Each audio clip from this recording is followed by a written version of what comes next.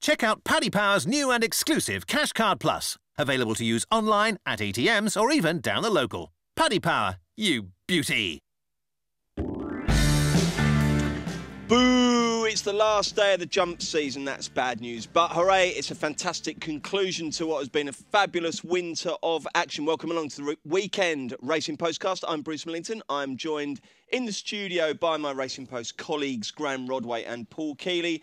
And over in Ireland, we've got Rob Catterson from Paddy Power on the line. Chaps, before we get stuck into it, give us your best moment of the jump season. G-Rod, you go first. Just the other day, what a cracking race that was between Sizing John, Jack Adam and Coney Gree. Just added that little bit of extra spice, didn't it? To see him come back and run so well after all the problems that he's had. It's a bit of a shame for Jack Adam, wasn't it, getting beaten again narrowly. They don't care. Horses don't care. People always say that. They don't give a toss. It was a shame for everyone who loves him anyway. Yeah, okay, fair enough. And no, but I suppose, you know, everyone wants to see the best horse It winner. was a beauty, wasn't it? Yeah, the Gold Cup winner just getting up on the line. Great, and a great commentary by Mr. Scahill as well. I thought that was absolutely classic. Kills, what was yours? Well, from a personal point of view, I managed to fluke a TriCast and the Martin Pipe conditional jockey's handicap hurdle by putting the wrong horse in the trifectas rather than the exactas, and it came second, and I had the first, third and fourth and picked up £5 for £1, which was nice. That was good. As a spectacle, I'd have to say it was Cecil Crack's King George, because I didn't fancy him then. I thought he'd get found out against the top ones, and he just took them apart, didn't he? You know, it was really, really good, that race. Brilliant. Rob, what was your moment of the winter? Yeah, I suppose it's actually it was a race involving Thistlecrack, but I thought today that many clouds beat him in the Cotswolds Chase, or whatever it's called now at Cheltenham. I just thought it was the finish of the season. Obviously, it'll be remembered for sad reasons more than anything else. But I just thought for many clouds to go out on a high, I thought it was brilliant. Yeah, well said, Rob. And I'm going to go for the RSA, in which Might Bite looked like he was going to buy half the track, then looked like he was going to cover another half of the track. Somehow got back up to beat Whisper, and proved that he's not only just a great racehorse, but an absolute nutter. So we're really excited about what Might Bite is going to do next season. But in the shorter term, let's look at Sandown, where the winners from this year's jump season, the trainers and the jockeys, will be crowned. We know that Richard Johnson will be champion jockey. We assume Hendo will be champion trainer, wresting the title from Paul Nicholls after a titanic struggle, but it's not absolutely certain. If it all goes P.F. Nicholls' way, he might just retain his crown. So we've got 5 races live on ITV something or other. Probably, what is it, 1 or 4? I don't know. Anyway, it's on ITV. I'm sure you'll find it. And we'll take them in chronological order, starting with the 150. It's the Juvenile Hurdle, the Bet365 Juvenile Hurdle. Have we got some prices yet, Rob? Yeah, they're just actually starting to filter through. As of now, this Call Me Lord, the French recruit for Nicky, is going to be around 3-1. It's 11-2 Gregorius, 6-1 Dallas, 8-1 Hollywood Road, and it's going to be about 10 Spar. Right, how confident are you today, G-Rod? Are we going to get confident G-Rod or dithering G-Rod, where you end up tipping loads of winners? Dithers when he's confident. Yeah, exactly, yeah. I've got lots of bets, but I'm not particularly confident about my bets at Sandown. But we'll start off with this one, shall we? And we'll go with one that I think is going to be a good price, Landing, for Seamus Mullins.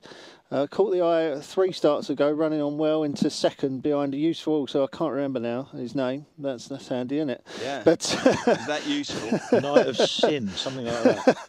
Yeah, and then the next time out, running the Triumph, and again he just seemed to get outpaced at the crucial stage, but he did again, flew home up the hill. Looks just the type who might be suited by a handicap hurdle like this. Run at a good gallop, stiff uphill finish. I think that'll really be ideal. You can forget his run last time out, ain't true, because he you know, that track definitely wouldn't have suited him given the way he races. I could see him bouncing back here.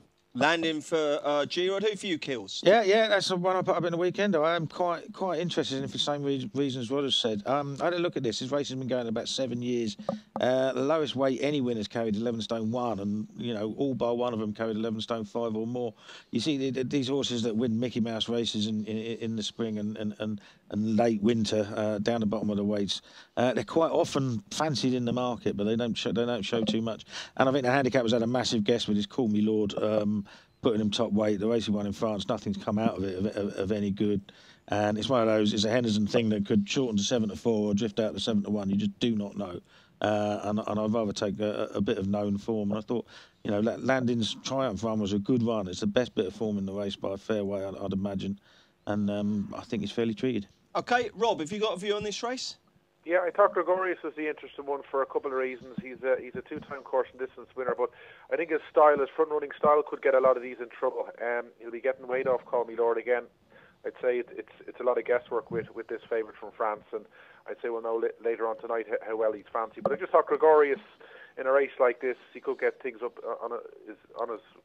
he could get things his way up front. And I thought around 11 to 2, 6 to 1, he was an each way bet to nothing. OK, well, there's certainly no mystery about the favourite in our next race, the 225. It's the Bet365 Oaksy Chase, and one of the best-loved horses in jump racing, Menora, heads the market, Rob.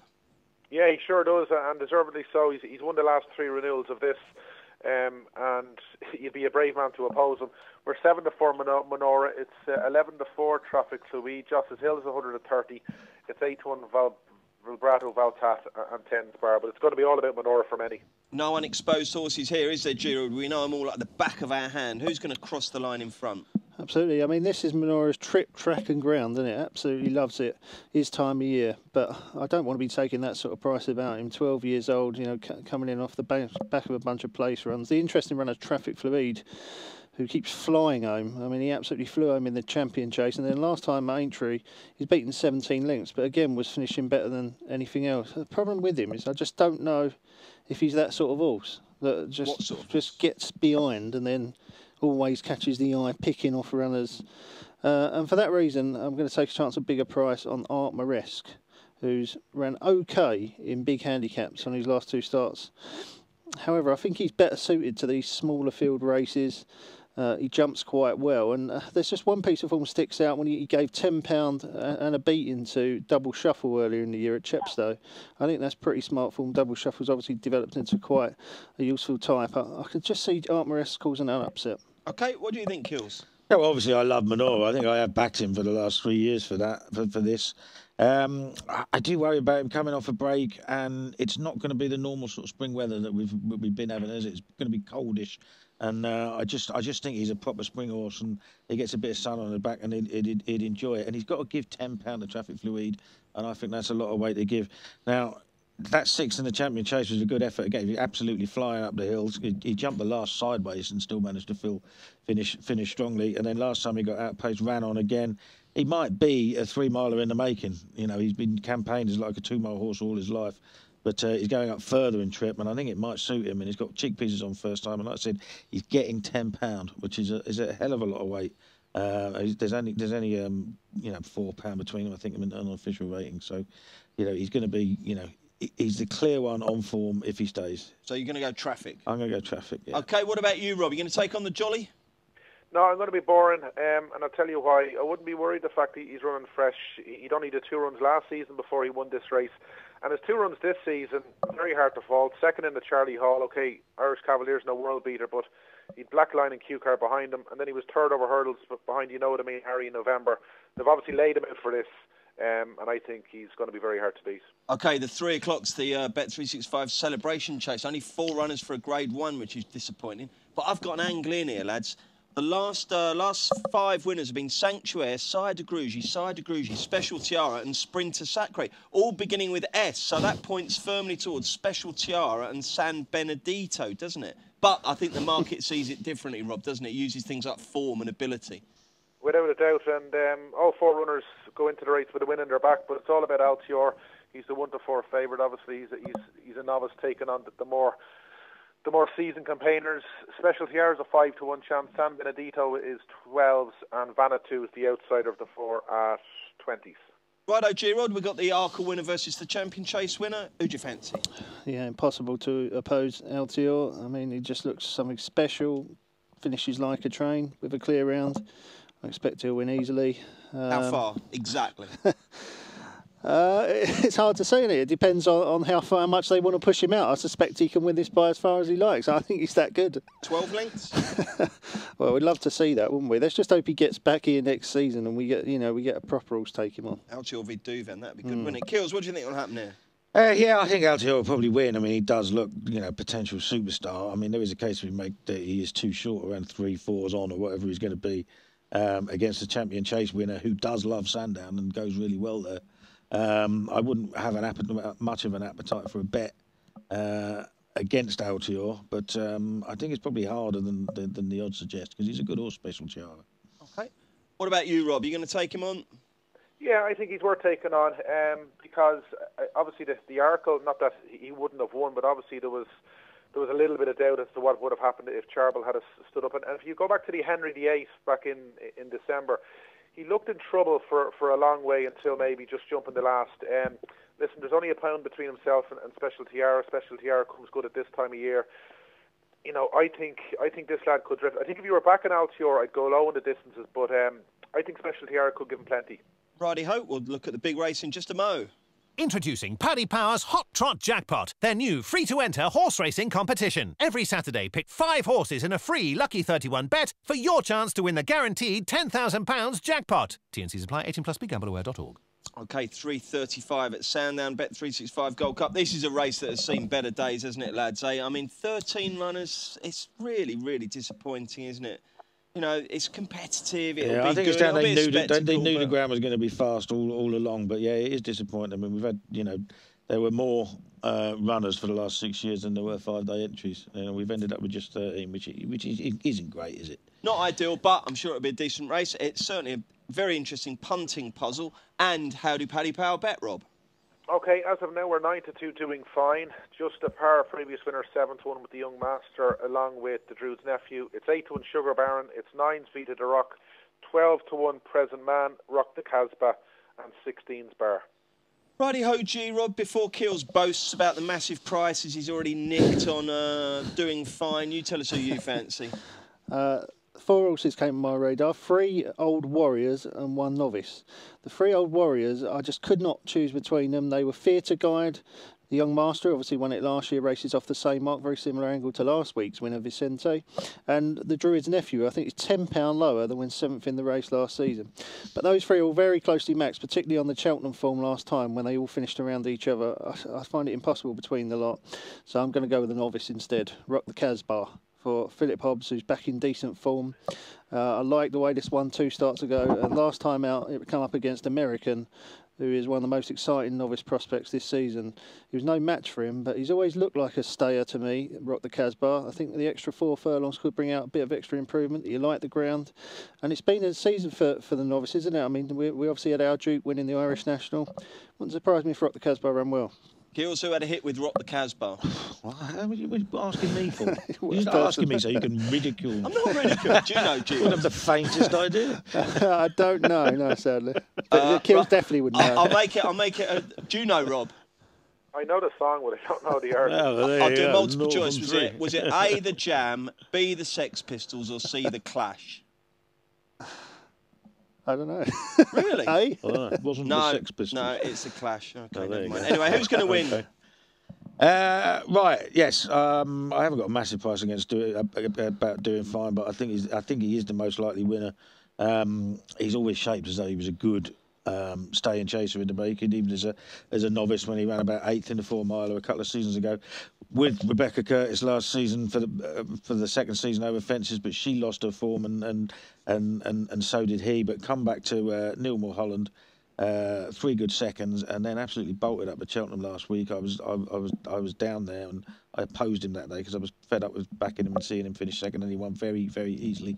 He's officially £8 well in on that because he's gone up £8 for that win to 137, but he can run off 10 stone 3 here. He'd have been out of the handicap in each of the last 3 years, and by some way in one of them. But the weakness of this race means he's crept in with a really low weight.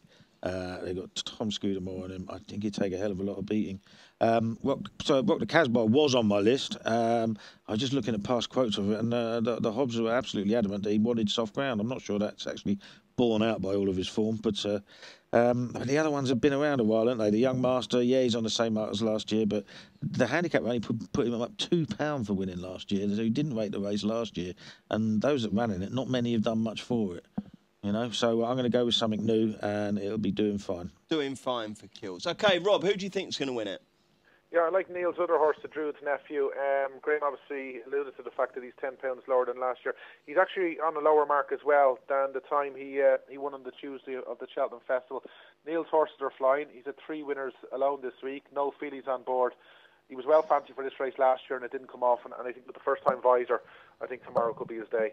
OK, how about this at 4:10? We've got the new one running. Isn't that great news? It's the Select Hurdle. 2 mile 5. And the new one heads the market, doesn't he, Rob?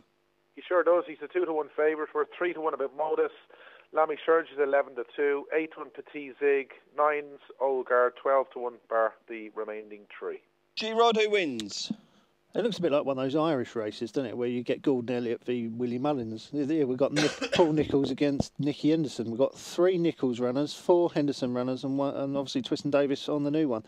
I like one of the Nicholls runners, Modus. Was an impressive winner of a strong running of the Lanzarote. That form couldn't have worked out any better, and was a good 6th behind Super Sunday at Cheltenham. I think that's strong form. OK, Kills? Yeah, I mean, you'd love to see the new one win. I mean, he is absolutely almost bomb-proof when he's below Grade 1 level, isn't he? He just keeps winning. I'd love to see him win. I don't know how much his last 2 runs have taken out of him, but he's the best horse in the race. He's better than these. I hope he wins. Not something that I want to have a smash on, though, but yeah, I'm quite a big fan of the horse. You there tomorrow? Yeah, I'm going, yeah. Oh, yeah? Yeah. In an official capacity or just going to go get drunk? I haven't decided about getting drunk or not, but I'm not in an official capacity. That'll be good, just as a race goer. Yeah, just a race goer. Yeah. Excellent. Do you take binoculars with you? No. I don't get that, do you? You used to years ago. I used but then to, you never all the used to have time. big screens back then, did you? No, never... you got big screens Yeah, now, but you if you don't. wanted to be able to watch it, you went out there and. I'd lose them. You used to hire them. You used to have a hire place. Really? They did, yeah. Binocular? Yeah. God. Who's going to win this one, Rob?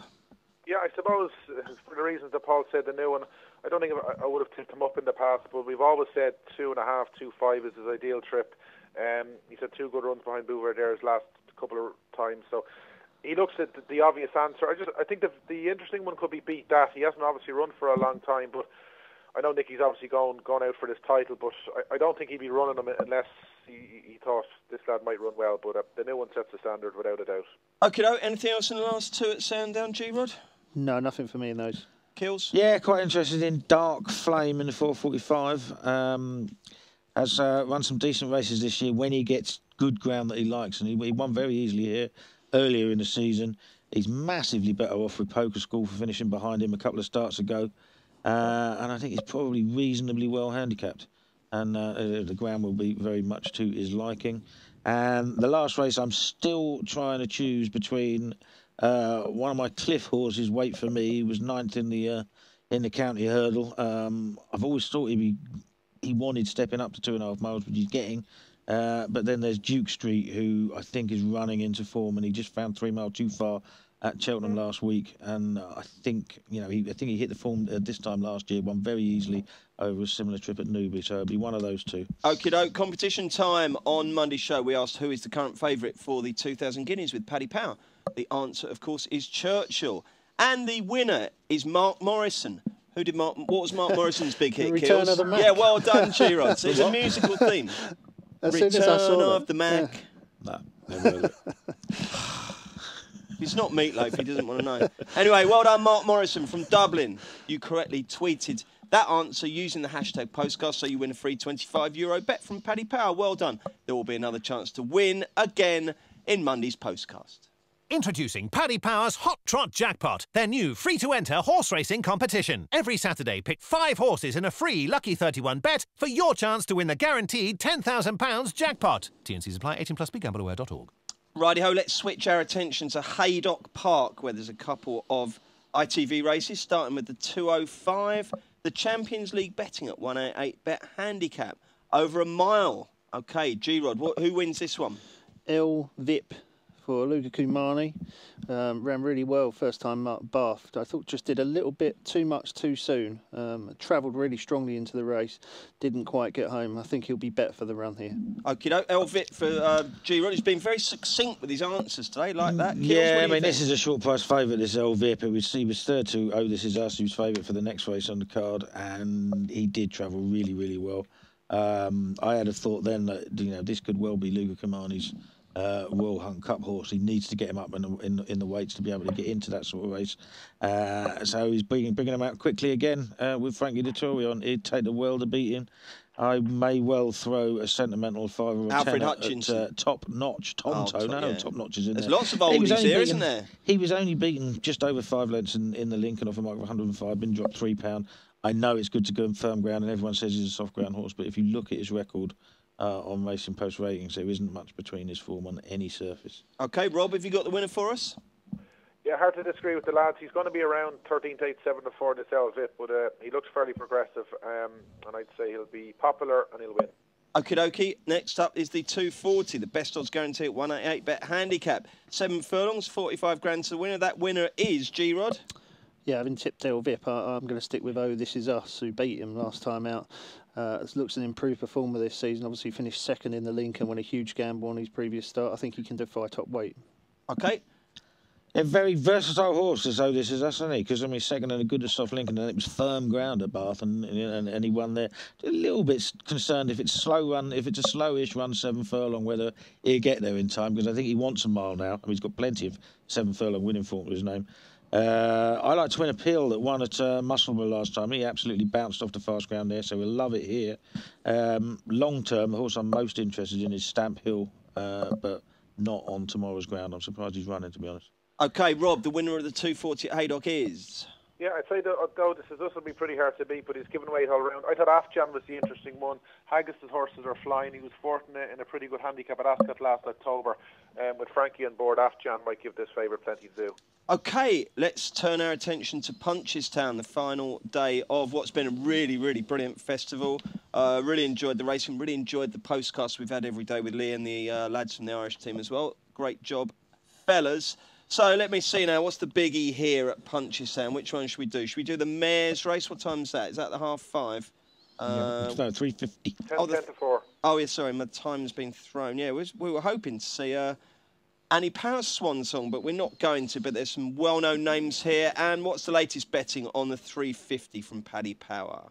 Right, as of now, we're 5 to 6 Apple's Shade. Carly's 9 to 4. We've been laying her since we priced this up at 12s. She's been very well back. She's now 9 to 4. 5 to 1 Augusta Kate. 14's Early Beach.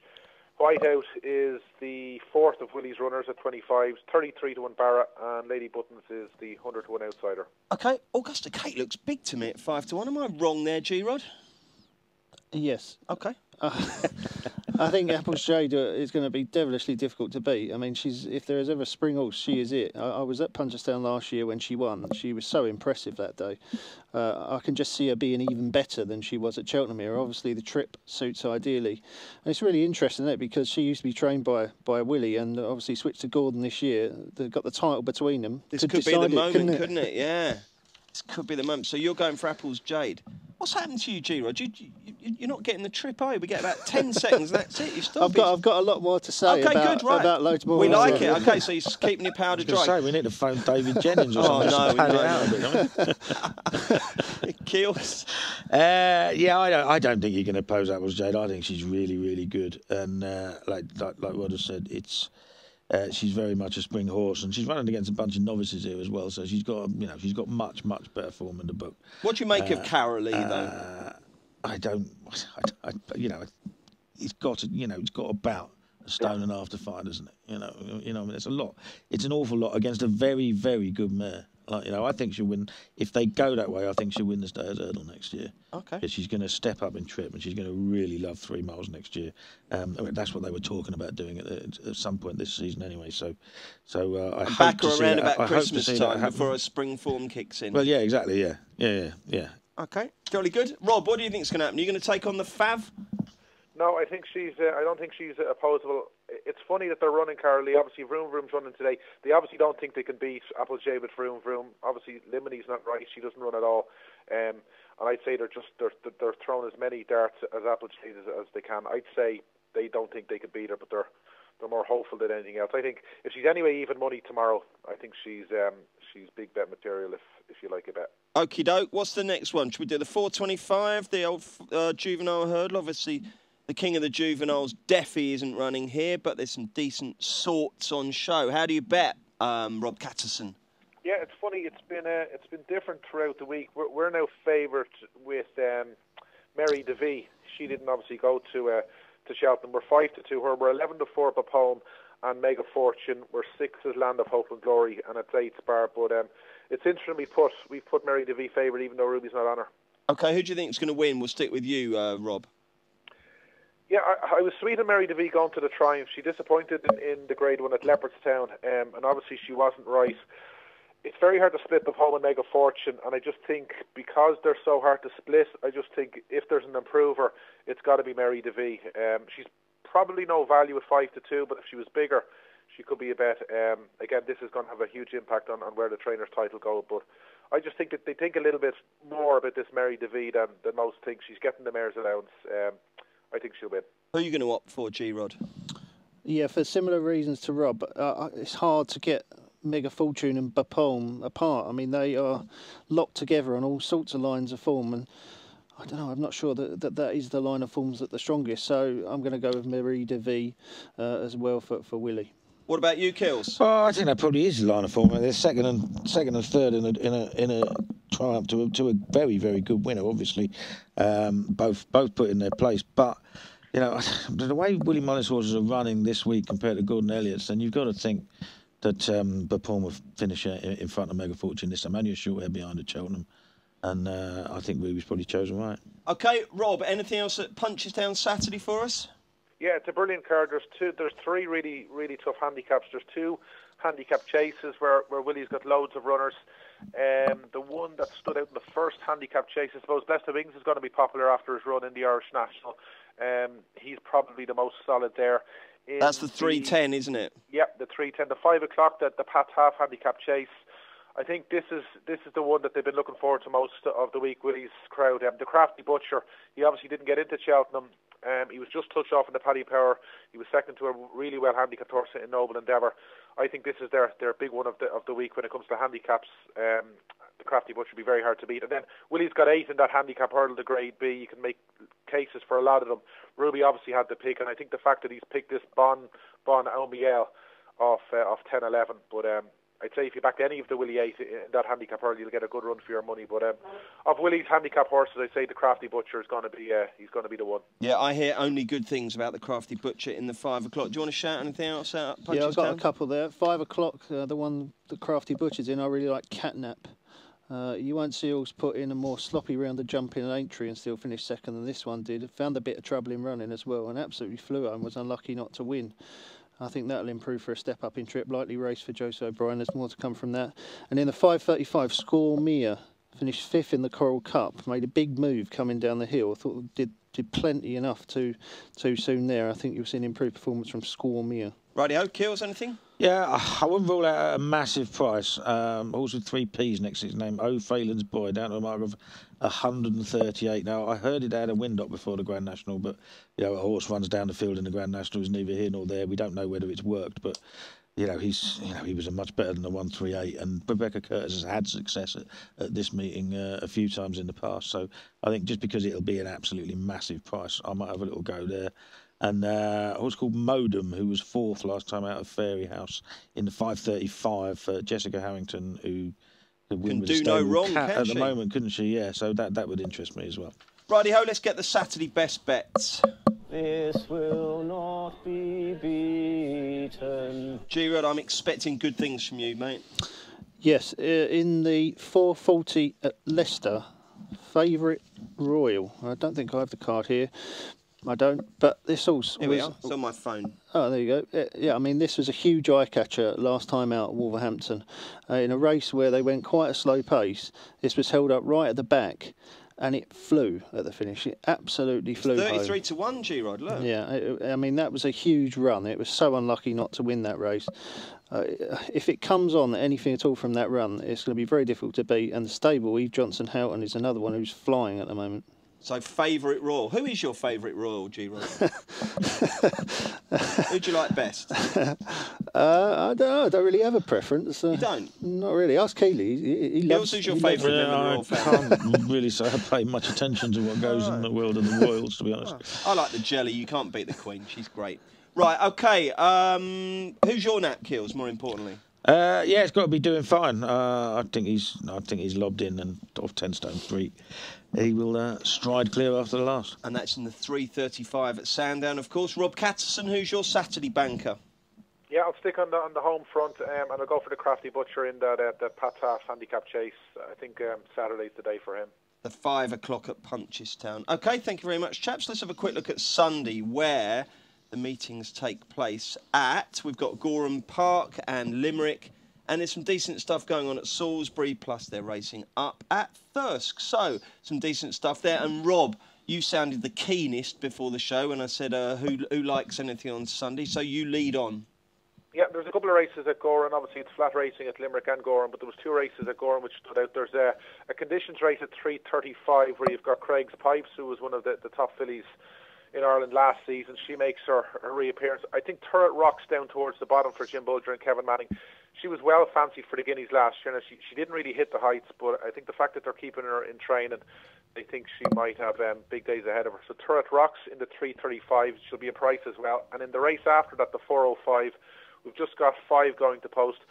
Taj Mahal's Glen Eagles' full brother. He was very disappointed last season, but I think we could see a different horse this time around. So Taj Mahal in the 4:05 for Aidan and Shamey could be the answer. And that 4:05 is called the Gorham Park Festival of Speed race. Is there a Festival of Speed at Gorham Park? Like they have at Goodwood. I've not heard of that one. No, I never heard of that one either. Not heard of that one either. OK, fair enough. G-Rod, what's your Sunday banker? Yeah, I'm very excited about Sunday at Salisbury because there's a horse that one of my friends has got a share in. Adamant for Highclere runs in the 3:30 at Salisbury. I know they've got very high hopes. Well, you've got a friend who can afford to have a share in a Highclere syndicate. I do, yeah, wow. Yes, yeah, indeed. And when I spoke to him, actually, the last time I saw him was at Cheltenham Festival. John Gosden's cousin or something ridiculous. Did you not know? Really? Yeah, they're true. Yeah, way. Yeah, absolutely. Oh, Yeah. I didn't realise you were blue-blooded. No, I wish. No, yeah. Last time I saw him at the Cheltenham Festival, he pointed me towards this horse Adamant that he's got with Sir Michael Stout. He said we've got really high hopes for it. We're hoping it's going to turn into a Royal Ascot horse. So I'm really excited to see that run in the 3:30. You put away all your mates now and just ruin the price for them. Yeah, well done. And Ryan Moore rides as well. So well, good. exactly. There won't be any big prices knocking around about that anyway. And then in the 4:30, we've got a good bet there called the Tartan Spartan. Big gangly type, didn't handle the track at all at Musselburgh last time out. Really sharp track, was under pressure all the way round, but when they hit the straight, it was finishing really well on the inside and then ran into all sorts of trouble. Once it got out again, finished into 3rd. This track will be ideal for him. Stiff uphill finish at Salisbury. You'll love it. The Tartan Spartan in the 4:30 should win that. OK, good stuff. Have you been to Salisbury 4 Kills? No, never. Nice, No, really nice. I would Yeah, like to go. well I do like watching racing there. They have excellent racing. It's a very, very nice place indeed. And if anyone's watching or listening and they've got time on their hands on Sunday and they live near Salisbury, I can thoroughly recommend it. It's a very, very nice course. So while the lads have been going on about it, you've had a chance to prod away Frantic. Yeah, exactly. Well, no, there's a horse of Eve Johnson Hortons I've been backing, and I can't believe he's only ever won one race in his life, and he runs in that 4:30 called Plymouth Sound. Now, he won first time out as a 2-year-old, and then as a 3-year-old he was second in the Esher Cup at Sandown, which is being run today. Sorry, third in that. Last year he only finished about 8th on his reappearance, but he ran into a wall of trouble at Windsor, and I think he does go well fresh, and I think he's well handicapped if he wants to put his best foot forward. He's got a little bit of a doubt about the trip because it's his debut at the trip, but I'd be quite interested in him because it'd be a price. OK, weekend plans, Rob? Are you down to Punchestown at all? Yeah, going today. I was there yesterday with Frank the Tank, so I'm going with. Oh, Frank's back, is he? He is, yeah. He's only back, so we had a good day yesterday. He did the driving, and he gave us a few winners as well, so we had a good day yesterday. Has he got a nice suntan? He does, yeah. He was talking about Dubai for the whole afternoon, so we could see him out there sooner rather than later. But no, it was a good day. It was a good crowd. Today's the big day for all the locals, so it's a really good card. So look forward to that. And then I'm back in the office tomorrow and Sunday. Lovely stuff. Have a good weekend. G-Rod, what about you? What are the plans? I'll work on Saturday, but of course it's all about the big fight, isn't it, on Saturday night. Oh, I can't wait for that, the Joshua and Klitschko fight. I'll be having a bit of a do round my house to You watch need to that. book it early. Do you know how much it is this time? About 30 quid or something. 20 quid, or if you leave it until after Friday, it's 25 quid. Is it really? Yeah. No, I'm already in on that one. Yeah. So Oh, yeah. looking forward to that. And then What's your tip? Well, it's a fascinating fight. I expect Joshua to win, but I wouldn't be putting any money on it. That's for sure. Okay, fair enough. Talk more about Sunday. the boxing than it did for any of the racing. I thought Klitschko was a massive price myself. Well, he likes an old one, doesn't he? Yeah, he does. Yeah, that's true. Yeah. So Sunday, I really want to go to Salisbury, but it does depend on whether I can convince the missus, because I've been going to the races so much recently on my own that I just don't think she's going to let me go again on my own. I'm going to have to take the family. So Well, that's we'll not see. a bad thing, is it? No, it's not, but it is a long drive with two young You're kids. east, aren't you? Yeah, and I'm well east up near Newmarket Way. Yeah, that is a fair old way, isn't it? Okay, well, good luck with the weekend. Kills, what about you? So you're going to Sandown tomorrow? Yeah, going to Sandown tomorrow. Will you bat on after the races or go back home and watch Casualty? I don't know. The owners of Doing Fine have actually invited me into their box for a drink before the race, which is nice. That's nice. Yeah, because they're all pumped up for it after Brilliant. tipping it in the weekend. Oh, so they read it in the weekend and got in contact with you, did they? Yeah, so that would be nice. I'll try not to outstay my welcome, drink too much. Excellent. After that, don't really know, because I've been out a bit too much lately. Oh, really? Kirsty's getting the ump, is She's she? getting the ump, yeah. Oh, blimey. And what about Sunday, then? You could be putting shelves up on Sunday, National Trust property. Sunday, I think is a bit of a family day. I think we've got my mum, her dad, that sort of thing. Bit of lunch. Sorry, that stopped a bit too soon for me there. Okay, Paul, well, right. listen, that all sounds good. Have a nice weekend. Good luck to everybody with your weekend bets. Join us on Monday when young gun Maddie Plale will be hosting the Postcast. She's got Nick Watts and Tom Siegel passing on the wisdom. They'll be looking back at the weekend and also looking ahead to some decent stuff in midweek, which includes a great card at Ascot on Wednesday featuring the Cigaro Stakes. They'll also have a look at the Guineas. So join us on Monday. Thank you. Paddy Power stream all UK and Irish racing live on your mobile, tablet or PC. Unlike some other high street bookies, Paddy Power, you beauty!